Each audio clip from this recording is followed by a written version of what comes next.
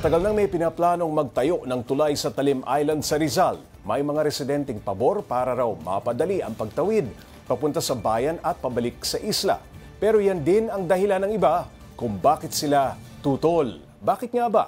Para bigyan ng mukha ang balita, Mobile Journal Merrimon Reyes. Matatagpuan sa Laguna de Bay ang largest lake island na pinangalan ng Talim. Isang bahagi nito nasa ilalim ng munisipyo ng Cardona, habang ang kalahati naman ay sa Binangonan, parehong nasasakupan ng probinsya ng Rizal. Bangka lang ang nagagamit ng mga residente para makatawid sa isla. Matagal nang may lumalabas na planong magtayo ng tulay. Kamakailan, muli lumutang ang usaping ito. Ayon sa chairman ng barangay Navotas, Talim Island, maganda rin naman kung may tulay ng matatawiran. Sabi ko, wala naman pong problema kasi madidevelop at yung aming barangay, yung bayan namin, may ayos. Biro mo, pag may sakit, ibig sabihin kung walang sasakyan, yung travel mo sa bangka, kung wala kang bangka, kung dito may sakyan, kahit anong sakit, pwede ka kung may tuloy, mabilis. Ganito rin ang sentimiento ng ilang residente, gaya ng pet owner na si Alice. Limitado raw kasi ang access nila sa veterinaryo sa isla. Nakakatulong lang po sa mga tao, lalo sa mga hayop. At talagang napakahirap. Gato naglalakas sa hangin, wala kang maas sa bangka. Kaya kailangan punta ka pang bayan. Para sa ilang mangingisda, mapapabilis din ang transportasyon ng kanilang huli patungong bayan kung may tulay. Yun nga lang, nakakatakot lang daw na mapasok ang isla ng masasamang loob.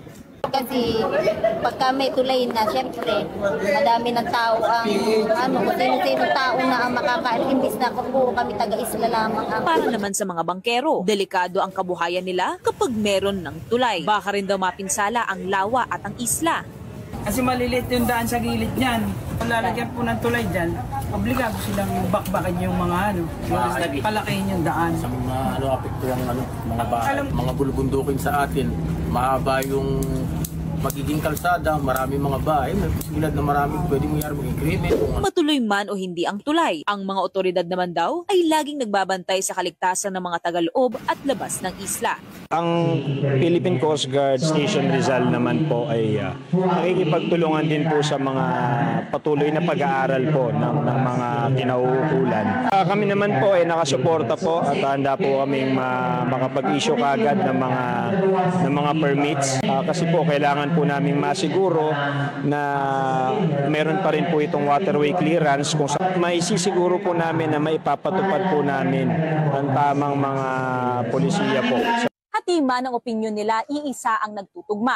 Ang tanging nais nila, ang mapanatili sana ang kaayusan at kaligtasan ng kanilang tahanan. Mobile Journalist Merrimon Reyes po, hatid ang mukha ng balita.